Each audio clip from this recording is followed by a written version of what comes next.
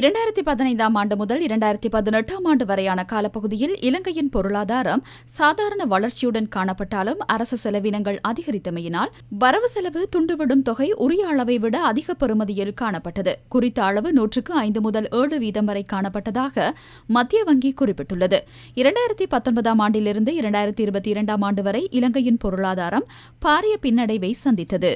குறித்த காலப்பகுதியில் முன்னெடுக்கப்பட்ட பொருளாதார கொள்கைகள் மற்றும் முகாமைத்துவத்தில் ஏற்பட்ட நெருக்கடி குறித்த வீழ்ச்சிக்கு காரணமாக அமைந்ததாக அவர்கள் சுட்டிக்காட்டியுள்ளனர். 2021 ஆண்டு ஏற்பட்ட அந்நிய செலாவணி பற்றாக்குறை 2022 ஆண்டளவில் பாரிய நெருக்கடி வரை சென்றது.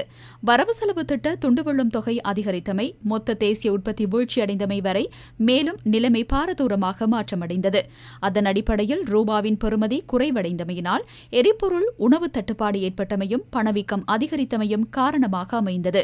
எனினும் 2023 மற்றும் 2025 ஆண்டு காலப்பகுதிகளில் மீண்டும் குறித்த நெருக்கடியிலிருந்து மீள்வதற்காக சர்வதேச நாணய நிதியத்துடன் நம்பிக்கையான வேலை திட்டம் ஆரம்பிக்கப்பட்டது. குறித்த வேலை திட்டங்களுக்கு அமைய தற்போதைய அரசாங்கம் நிதி முகாமைத்துவ வழிமுறைகள் பலவற்றை ஆரம்பித்ததோடு அது தற்போது இலங்கையின் நேர்மறையான பொருளாதார நிலைமையை காண்பிக்க காரணமாக அமைந்துள்ளதாக மத்திய வங்கி குறிப்பிட்டுள்ளது. வரவு செலவு துண்டு விழும் தொகை தற்போது 108 வீதத்திலிருந்து 2 வீதம் வரை குறைவடைந்துள்ளது.